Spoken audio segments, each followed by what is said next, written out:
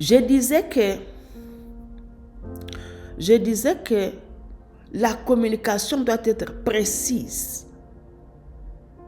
Elle doit être claire. Chaque personne a besoin de cette communication-là, cette manière de communiquer. Parce que quand nous parlons clairement, disons, chaque personne doit écouter l'autre. Donc si on a l'habitude dans le foyer, l'un parle et l'autre écoute, et à la fin, quand la première personne qui parle termine, l'autre lui dit, est-ce que je peux aussi vous répondre? Avec respect. Et quand il va commencer à répondre, la première personne aussi s'était et il écoute l'autre. Je pense que le niveau des discordes, le niveau de ces chamailles va diminuer dans des foyers. C'est-à-dire, quand vous écoutez l'autre, ce n'est pas que totalement ou bien vous devez toujours accepter ce qu'il dit. Il peut donner des suggestions. Il peut même vous éclairer là où vous ne connaissez pas. À supposer que vous revenez de quelque part, c'est la maman qui est restée à la maison avec les enfants. C'est elle qui connaît comment cette histoire s'est cassée. Vous venez simplement, vous commencez à... Le papa revient, il commence à... Pourquoi la télévision est comme ça? Peut-être papa pense que ce sont les enfants qui ont cassé, ou c'est la maman qui a cassé. Et la maman peut vous dire, est-ce que je peux vous expliquer comment la situation s'est passée? Papa, taisez-vous. Écoutez la maman.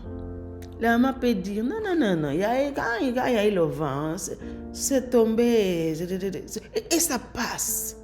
Et ensemble, vous pouvez trouver la solution comment réparer, ou bien comment acheter une autre télévision. Donc, quelque chose qui s'est passé et la solution est donnée parce que l'un a écouté l'autre et l'autre aussi a répondu avec respect. Vous voyez? Donc nous sommes là pour, disons, gérer notre colère. C'est pour ça même dans la colère, souvenez-vous que nous devons appliquer la manière de parler qui est vraiment respectueuse. On peut tourner, ça peut arriver. Mais n'insultez pas. Les insultes, c'est... Vous savez, il y a beaucoup des hommes qui ne tapent pas, mais qui insultent. Il y a aussi les mamans, disons, qui n'insultent pas, mais qui boudent. Et parfois qui murmurent. Imaginez-vous, maman. C'est bien même que vous répondez à votre mari. C'est bien même que vous pouvez discuter même un peu là. Et vous trouvez la solution. Plutôt qu'avoir peur de celui qui est ton mari, qui est ton ami. Tu as peur de lui répondre, tu as peur de lui parler, tu te fâches, maintenant tu murmures, tu as la colère. La bouche est fermée. Hein? Tu peux faire semblant de sourire. Tu fais de la nourriture avec la colère. Et tu donnes à ton mari, à tes enfants, maman. Spirituellement, je vous dis que ce n'est pas bien. Là, c'est comme si vous êtes en train de donner quelque chose qui n'est pas bon à ton mari, aux enfants. S'il a grondé, et si tu as raison, dis non, je n'ai pas fait ça, je pensais faire cette maison. Si tu n'as pas, disons, si tu as mal fait, dis-moi pardon. Vous voyez, le mot pardon résout tout. Donc papa est fâché, quand il dit simplement pardon, c'est comme si tu as mis de l'eau dans le feu et c'est amené le calme. Non, pardonne-moi s'il vous plaît. Et la discussion ne va pas aller loin. En tout cas pour un homme qui est censé. Quand la femme demande pardon, pour une femme qui est censée, quand l'homme demande pardon, c'est fini. Il y a le calme. Plutôt que se fâcher, non, je ne peux pas. Tu fais le ménage avec colère. Tu prépares la nourriture avec colère. Tu murmures. Tu es sur le lit, tu murmures. Qu'est-ce que tu cherches, maman? Spirituellement, nous tous nous connaissons que dans ce monde, nous avons le monde physique et le monde spirituel. Je suis en train de parler d'abord de ce qui est physique. Un jour, on touchera à ce qui est spirituel. Vous voyez? Donc, parlons, communiquons, écoutons-nous les uns les autres. C'est très, très, très, très important. Évitons de nous bouder. Évitons d'aller critiquer ton conjoint chez les amis ou les amies. Vous n'allez rien gagner. Vous savez, je ne sais pas si c'était un adage ou bien une histoire que j'entendrais peut-être quand je grandissais. J'entendais les grandes personnes dire que si vraiment dans ton foyer il y a un problème, et que tu sors avec ce problème dehors pour aller parler à ta voisine ou bien à ton ami dehors, la réponse que cet ami-là ou que cette voisine-là te donnera, elle te dira, c'est comme ça chez toi, moi aussi dans cette maison, j'ai aussi tel problème. Donc vous pouvez tourner tout le village. Parce que la ville, c'est impossible que vous puissiez tourner. Dans nos villes ici, on ne connaît même pas le voisin, quoi. Bon, prenons l'exemple d'un village. Donc, vous allez voir les gens que vous connaissez en train de leur parler et chacun te dira, moi aussi dans ma maison, ça ne va pas. Moi d'ailleurs, on me fait ça, on me fait ceci, on me fait cela. Vous voyez? Je vais vous raconter un peu une petite histoire d'un pasteur qui était très vieux, qui nous enseignait. Un jour, on assistait à un mariage. Alors le pasteur là, il prêchait, il disait, il y avait un village où une jeune fille, on venait pour la marier. Alors le mari qu'il avait marié, le premier mari là, son travail c'est qu'il allait attraper les petits oiseaux.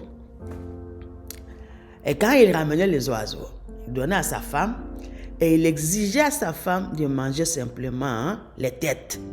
Et toute la partie qui restait là, devait donner à son mari.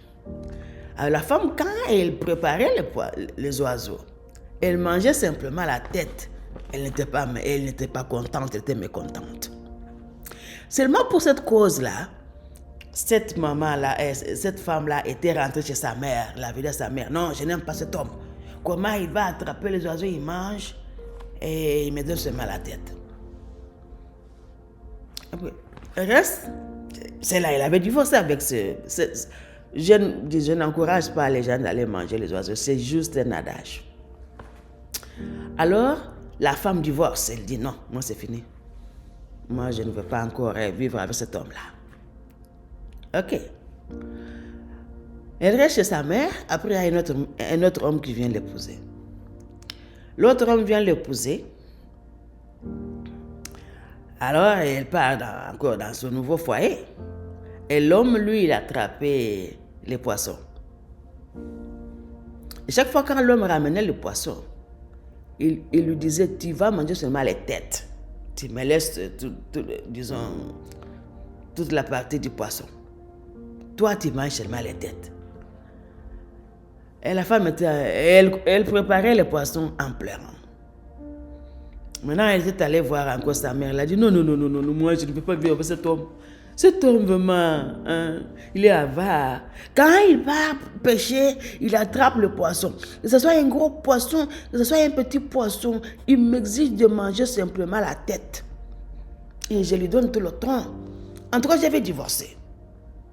Et la maman qui lui dit, maman Kiki, ça, cette fois-ci, non. Si papa Coco a fait ça, tu vois même le premier papa Coco là, Coco 1, il te demandait de manger les têtes. Maintenant le papa Coco 2, il te demande de manger les têtes. Sache que tous les hommes sont les mêmes. Maman, tu ne rentreras pas dans ma maison. Reste là-bas. Reste. Mange les têtes de poissons là. Peut-être un jour, il va aussi te faire goûter le tronc.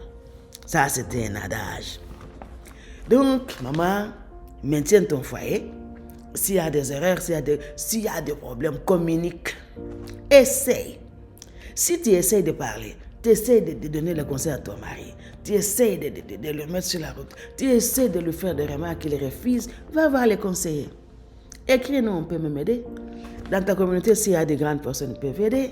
Si vous avez une église, allez, vous voyez les responsables des églises. Parlez, maman. Parce que quand vous ne parlez pas, vous gardez les histoires dans le cœur. Ça va vous créer les soucis et les inquiétudes. Et je sais bien que la Bible dit que les soucis et les inquiétudes dans le cœur de l'homme l'abattent, le tuent. Vous voyez maintenant dans ce monde, on parle toujours de stress. Mais je pense que tu as maintenant voilà. Tu es malade. Je pense que tu as beaucoup de soucis.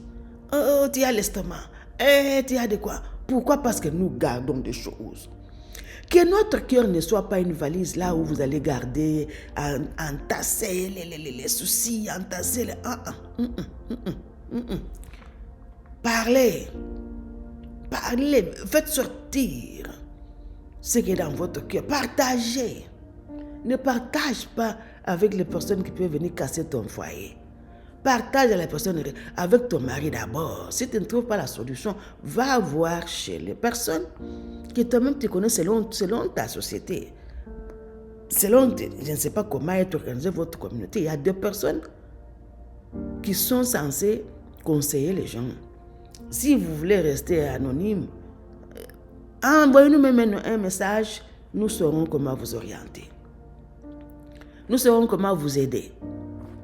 Nous saurons comment vous montrer comment vous... Nous saurons comment nous parlerons. Parlez, maman.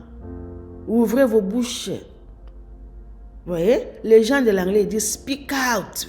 Fais sortir ce qui est dans le cœur. Ne le garde pas, mais avec respect. Sachant que ton mari, tu lui dois du respect. Bientôt là, nous allons un peu parler de la soumission dans le mariage. Après avoir parlé de ce problème de la communication, nous allons aborder ce problème de la soumission. Donc, je vais un peu me résumer sur ce problème de communication. La communication est très, très importante. Ce n'est pas pour rien que Dieu qui nous a créés, il nous a donné une petite bouche. Dans la bouche, il y a une langue. Mais je vous dis que cette langue peut brûler même un village.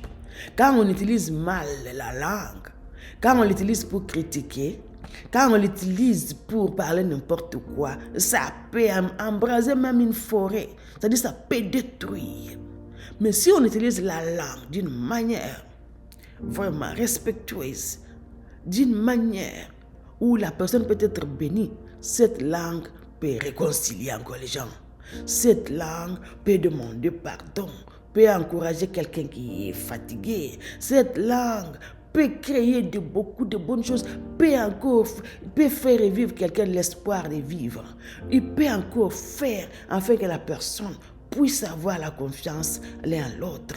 Cette langue peut nous aider à confesser si nous avons fait du mal à quelqu'un. Si nous avons trompé, nous pouvons arranger et nous parler mutuellement. Vous voyez? Et nous pardonner. Parce que pour moi, j'aime qu'un couple puisse être en mesure de partager, de parler. Oui. C'est-à-dire, papa, rapprochez votre conjointe, posez les questions d'une manière positive et vous saurez ce qui est dans son cœur. Parce que si vous savez ce qui est dans son cœur, cela vous donnera maintenant la possibilité de pouvoir l'assister, l'aider. Et il y aura la joie et la paix dans le foyer. Maman, prenez le courage de demander à papa si vous pouvez lui parler.